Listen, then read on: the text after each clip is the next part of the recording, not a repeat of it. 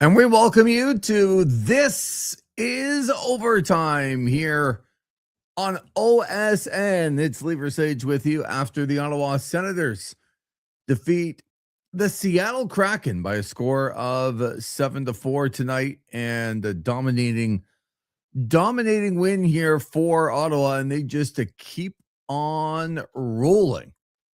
What a performance this was from beginning to end. After giving up the first goal,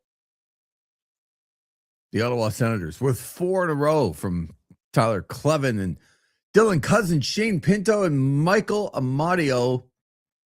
They scored 3 more, including the newest Ottawa Senator, Warren Fogle, in the third period. And this one was not that close.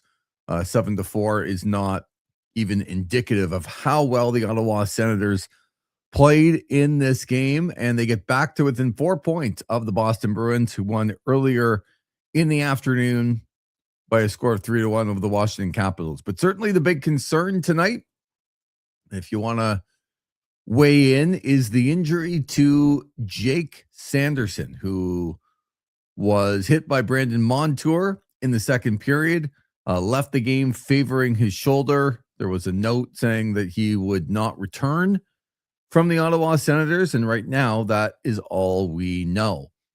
But for this team, the most irreplaceable player that they have is the one that got hurt the day after the deadline.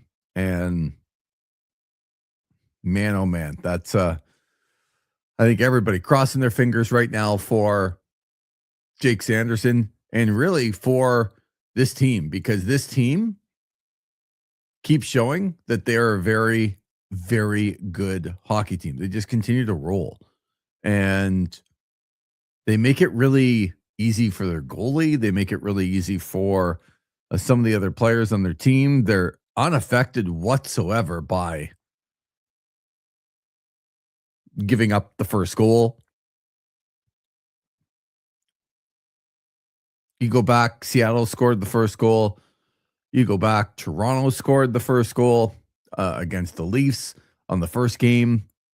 In this trip, Calgary scored the first goal. Doesn't matter. Ottawa just is way, way better than those teams, and way better than a very average Seattle team tonight. Joey Decord. I was a little bit surprised to hear that Joey Decord, it's his 4th time already facing the Ottawa Senators, his former team. Look who's in. Z Gibbon is in. Of course, Sanderson gets hurt one day after the trade deadline. Yes. It's just an injury they can't afford down the stretch with all of these back-to-backs. He plays 20, 25, 26, 27 minutes a night, and as the games get more important down the end of March and into April, so will the minutes going up for Jake Sanderson. If he's hurt, I got a really, really difficult time thinking that this team is going to be okay. But right now, they're 8-1-2 in their last 11 games. And that one loss in regulation was a loss to Carolina, where they played really well. And quite frankly, James Reimer was the one that let them down in that game. However, this team can only win the games in front of them, and they're back up to 71 points here. Columbus with 73, the Boston Bruins with 75. Montreal got a crazy win actually today. They were nowhere near the LA Kings in that game, and found a way to win at the end. And that's what you have to do in situations like this. I'm just trying to see. Yes, the last game has gone final, and the New York Islanders have beaten the San Jose Sharks in overtime. So the Islanders get more points. They go up to 77 points. Pittsburgh now with 76. Detroit in the first wild card, 77. Boston, 75. Columbus still trying to get up into one of those spots. They lost in overtime to Utah, but they got a point. So Ottawa just could ill afford to not win tonight, because you look up and Boston won, and The Islanders won. Columbus got a point. Montreal won. It's just another day in the schedule where it's so difficult to gain ground. But one of the things that for Ottawa here, and eager to ask a guy like Z Gibbon if he's listening after, tired after the Acclaim Pro Wrestling show with the heel Junior Benito, by the way, which we'll talk on another day, I'm sure, on This Is Wrestling. But to Dylan Cousins is now 4 games in a row with a goal. And what are some of the things that he's going to be able to do? I was asked this question earlier with Tim Stützle scoring tonight. It's goal number 30 on the year for him. Can he get to 40? And my instant reaction to that was no, he cannot get to 40. But he has scored 11 goals in his last 17 games. And the Ottawa Senators now with 20 games to go. So why couldn't Tim Stützle in more important games be able to do that? I probably have to rethink it. I would bet no. But he's already done it. He's already scored 11 and 17. So why can't he get 10 in the next 20 games when they're really important for the Ottawa Senators? Why can't he? But everything they do, everything this team does now is coming easier and easier and easier to them. They are making their goaltending problems irrelevant. And you go back to a couple of losses that this team has had. And I don't want to, you can't really go back and change or worry about things that happened a while ago, but you remember that game in Nashville where they were up 3-0 and lost 5-3 in regulation. And the very next game they went to Carolina and they got beat 4-1, and it was like, oh, doom is gloom. Ever since then, man, this team has been really, really good. Scoring goals, not allowing. Again, in the middle of the second period, the Seattle Kraken had 6 shots on goal tonight. It's crazy what they're able to do. The score does not reflect any way of how they played tonight. They were very, very dominant. Z Gibbon says, I tell you, the shirt that Junior Benito was wearing tonight off the air, because you can't say it on the air. Ooh, I like it. Spicy Junior. I'd like a spicy Benito, please. Well, for the Ottawa Senators, they're getting a spicy contributions from everybody. Clevin scores. They told a nice story on the broadcast too, which I really did enjoy, about how Tyler Cleven's parents came in and they usually buy tickets. They don't get to see him very often, and they usually buy tickets in the defensive zone, so they get to see him play twice up close. So they pick the end that he's going to be in the most, but they made a mistake and then picked the end, the Seattle end. And so they kind of jokingly said that he would have to score. And then, of course, he gets the first goal of the hockey game. How about the fact that Shane Pinto has scored every single solitary time he has ever played the Seattle Kraken? So, think about how many things happened tonight in a positive way. And unfortunately, they're going to get outweighed by the one negative thing that happened. Like Dylan Cousins has scored in 4 straight games. Shane Pinto scores again against Seattle in every game he's ever played against the Kraken, which is 4. He has scored. Warren Fogle, newest Ottawa Senator, gets a goal. Tim Stützle gets to 30 goals. But the injury to Jake Sanderson looming one day after the trade deadline. Man, that's a bitter pill to swallow for this team. They really haven't had any rash of injuries all year long, and they get an injury to their best player the day after the deadline after not getting a defenseman. That's hard to take. But again, for Ottawa, they can only win the games that are in front of them, right? So you have to go on to Vancouver, and Vancouver's not very good, quite down on themselves right now, and so even without Jake Sanderson, you got to find a way to win that game. I'm not saying he's out of the game. I don't know, obviously, but still awaiting an update. But the Vancouver Canucks are a cool -71 goal differential this year. Z Gibbon, Zach says, from what I was able to catch, Fogle really meshed in well with the Sens group. I would agree. I mean, the goal that he had was just a mistake off the turnover from Joey Decord, but at first glance, he did look like he fit in. He did look like he was kind of not struggling to keep up. And again, I think what's lost is how well this team as a full unit is playing. Like, they're playing crazy, crazy well right now, just as a group. And so, yeah, I mean, I'm not surprised that a new player jumped in the lineup and didn't look out of place, because really nobody has looked out of place. Like Linus Ullmark, yeah, he let in 4 goals, 2 at the end, power plays, and 1 was tipped, and the game was well out of reach. Didn't love the Seattle first goal with Jordan Spence coming back and basically running over Linus Ullmark, but I didn't love Ullmark on the ground looking like a fish out of water, lying completely on his back in the middle of the crease.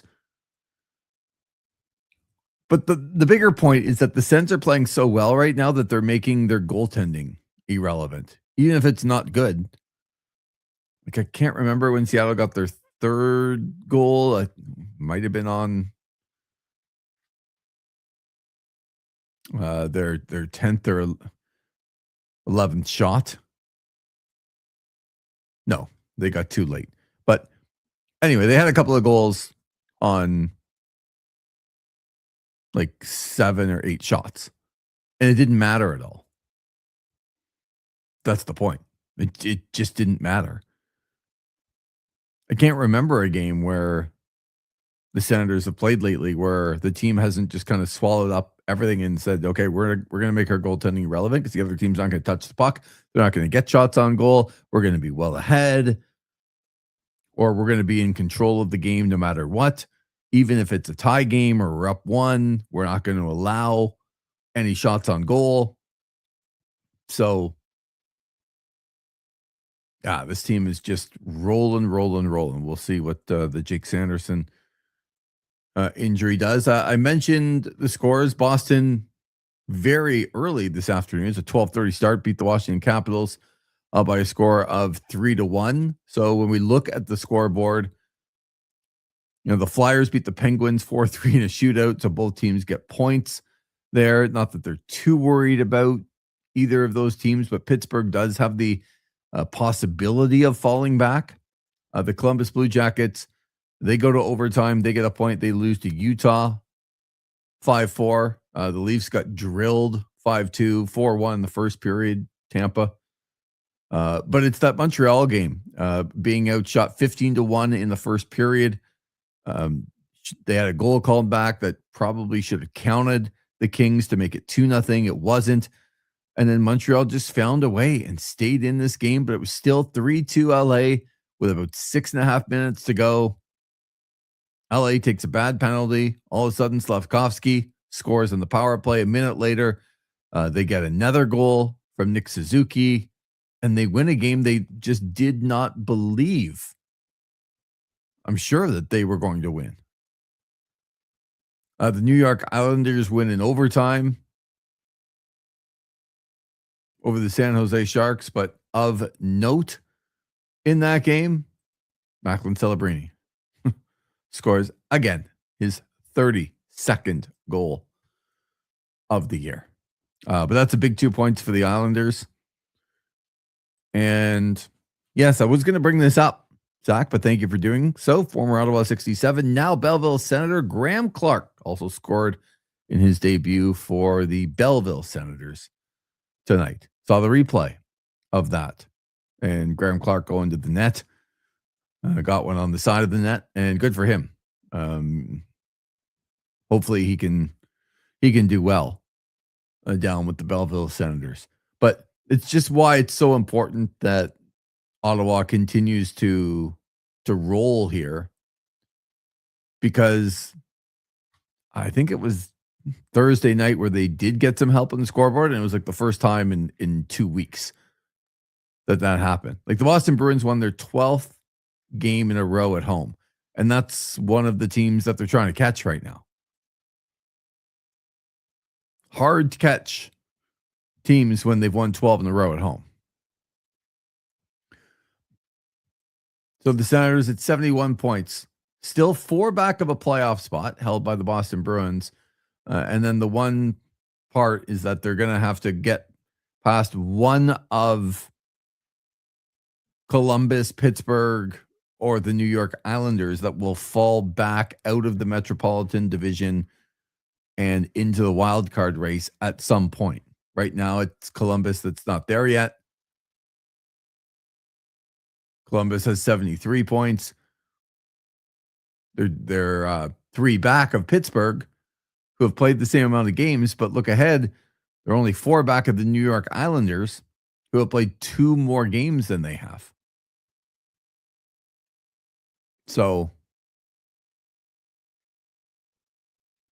the Islanders are not home and cool. That's why it was such a big win for them in San Jose in overtime tonight, because they are dangerously close. But what's interesting is you look at the Ottawa Senators right now with as bad of the goaltending as they have had this year. And there's no doubt that goaltending has completely ruined their season. Any level of adequate goaltending, and they would be in the playoffs. But their goal differential at plus 14 is better than the Columbus Blue Jackets at plus 2 that are ahead of them. Better than the Boston Bruins, the team that they're trying to catch and are 4 points back. Better than the New York Islanders, currently sitting in a playoff spot. Better than the Montreal Canadiens, that are third in the Atlantic now with the win over the LA Kings. So just by that metric alone, you can look to Ottawa and say, like right now, you could consider them 10th if you wanted to, like in the Eastern Conference. And when you look at their goal differential, they're better. Oh, and look at this. I didn't even mention Detroit's minus 4. So they're better than 1, 2, 3, 4 of the teams that are ahead of them in the Eastern Conference, just as far as goal differential is concerned. Which will tell you that they've had, by far the worst goaltending of all of those teams.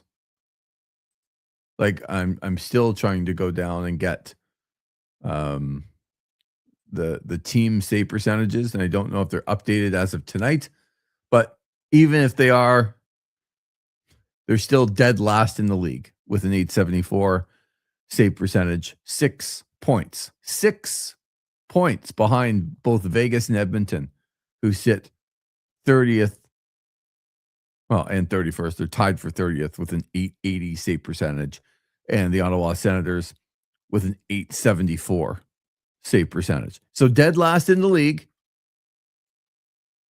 in save percentage, but their goal differential is not only worthy of a playoff spot, but right now, how many teams have a better goal differential than the Ottawa Senators, that would be 4. The Tampa Bay Lightning, the Buffalo Sabres, the Carolina Hurricanes, and the Pittsburgh Penguins. Those are the only 4 teams in the Eastern Conference that have a better goal differential than Ottawa, and they have the worst save percentage in the league. It just tells you how good they're playing. Crazy. But they still have so much work to do. So what is the big news for Jake Sanderson? Well, we'll find out. Hopefully tomorrow, off to Vancouver to take on the Canucks. That's on Monday night, a 9:00 Eastern start.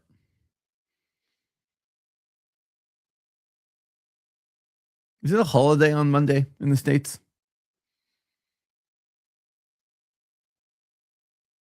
Zach McGibbon can look that up for me.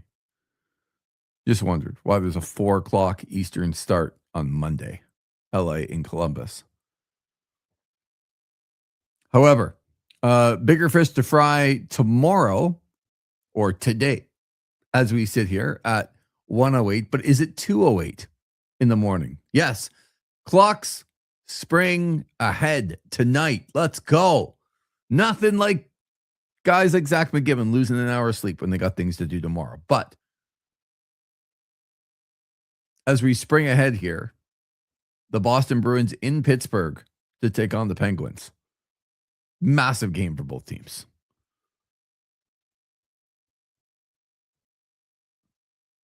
Ottawa hoping for a Pittsburgh win in regulation. That would be the best case scenario for them. No other games are really affecting Ottawa. I mean, Detroit's in New Jersey. I don't know that, Ottawa would like to catch some of the teams ahead of them, but they can't bring everybody back to them. A lot of Western Conference teams in action tomorrow. But how about this? How about if I said to you, if you're listening right now, like you are, Zach, and for others that are out there, Zach says, where else would I be for daylight savings time rather than here on the West End? Let's go. Well, you're an hour closer to Survivor.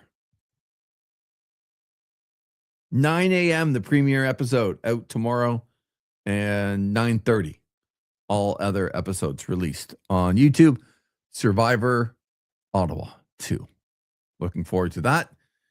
And also looking forward to having, I believe, hopefully by tomorrow, if some of our staff would, journey on back to OSN. Maybe they could start believing instead of don't stop believing. They better not stop believing in this. But the links will be up on thisisosn.com, right here on OSN for Survivor Ottawa 2. Because I am a contestant on said program. But how about if I said this to you then, Zach, if you're listening? Where else would you be? I said to you, coming up, March 8th, 2026, said at the beginning of the year, March 8th, 2026, 2 teams are going to play, and they'll be tied for the lead in the Atlantic Division. This is a first place showdown. It's a showdown of the Almighty. Who will lie on their back and take the pin? It won't be Bobby Lashley. The Tampa Bay Lightning. If you said that at the beginning of the year, they weren't there last year, but I think maybe people could get there. But they are going to face the Buffalo Sabres. for first place because both are tied with 82 points atop the Atlantic Division in the Eastern Conference. That's pretty cool for the Buffalo Sabres. Zach says the wheel in the sky keeps on turning. Yes, it does. Yes, it does. So that's a big one. Just for like Tampa's played 2 less games, but still for the Buffalo Sabres to be in a game in March 8th, tied atop the division for first place supremacy. Who would have thunk? So then we move on to Monday, and Ottawa's got the Vancouver Canucks. Still not a lot of games there. The Boston Bruins not back in action until Tuesday when they face the LA Kings at home. And I mean, Boston has been very good at home. The LA Kings are not a very good team, so we'll see what happens there. Toronto in Montreal. Lots of Eastern teams going on the middle of next week, and then Ottawa has the Montreal Canadiens back at home on Wednesday.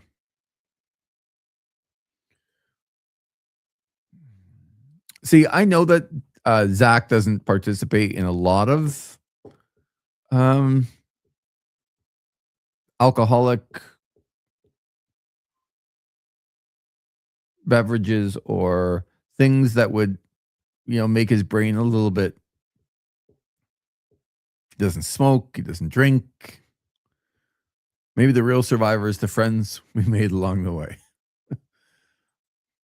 It's comments like this that I'm like, maybe he's finally just said, you know what? It's 1:14 on Saturday night. I'm home from Acclaim Pro Wrestling.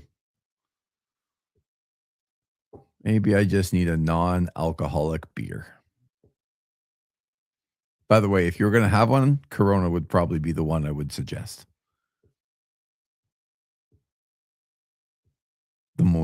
The lightest one. I think so. And probably the most refreshing one. And the one that tastes a little bit like what it's supposed to in the alcoholic version. Just letting it fly and see what lands. That's exactly it. Sometimes these are the best shows where you just kind of riff. You just kind of make it happen.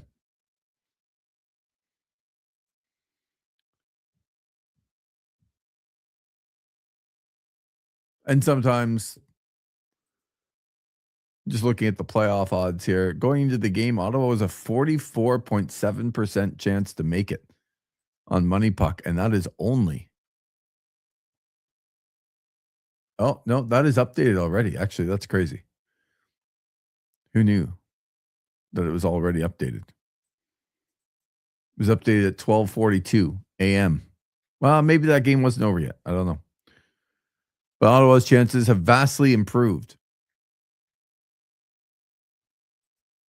on Money Puck because of not only what they've done already, but just, what their schedule is. They're getting through a really difficult part of the schedule here, and they're doing it with flying colors.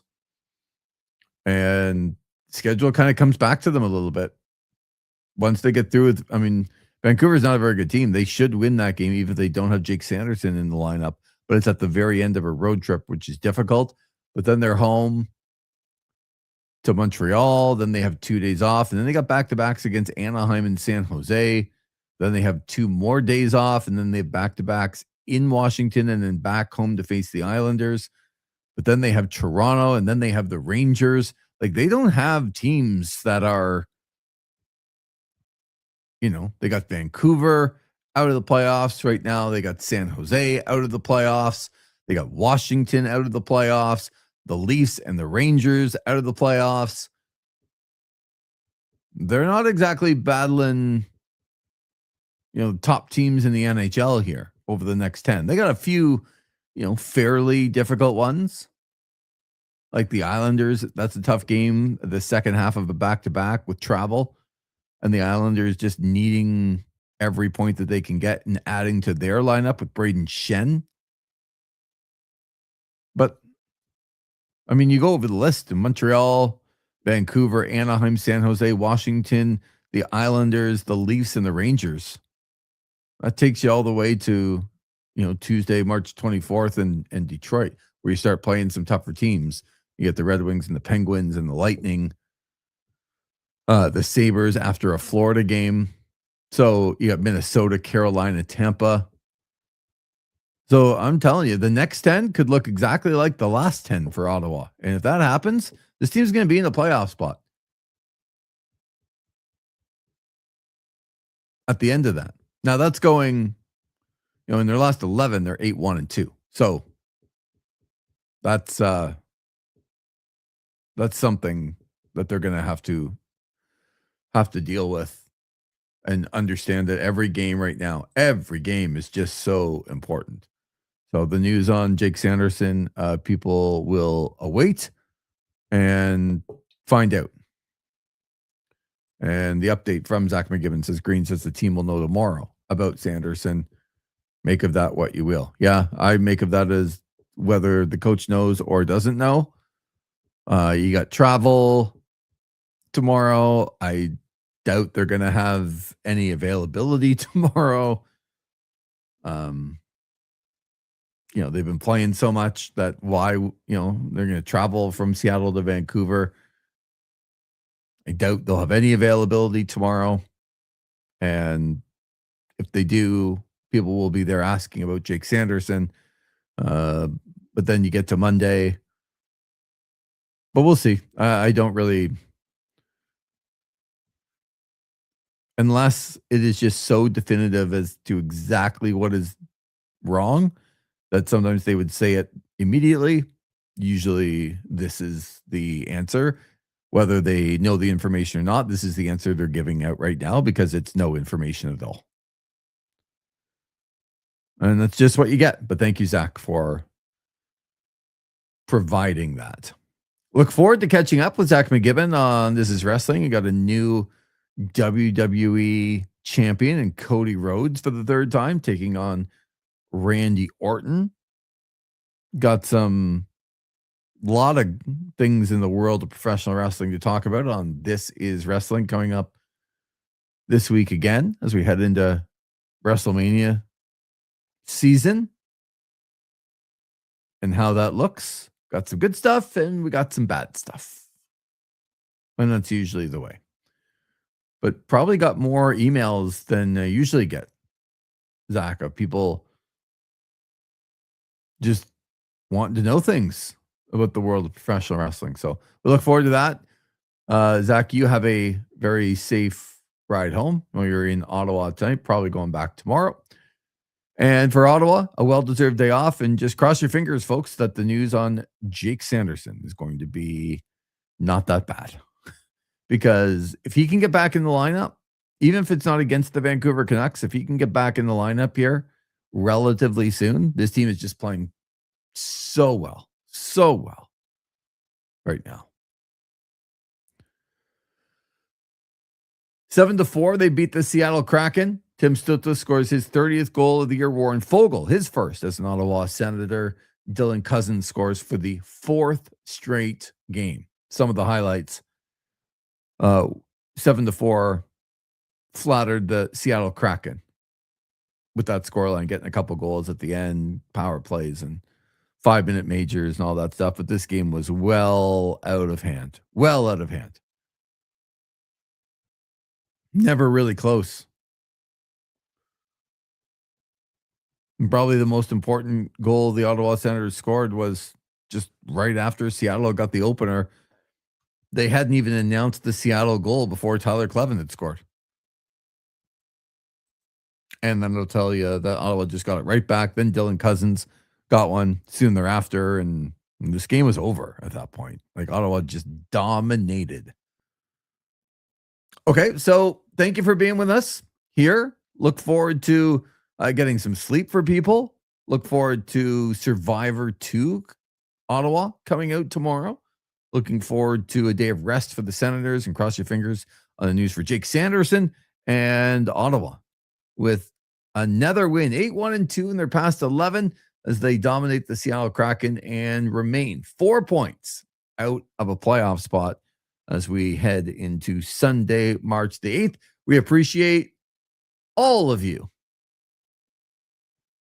being with us, including Zach McGibbon, who says later, folks.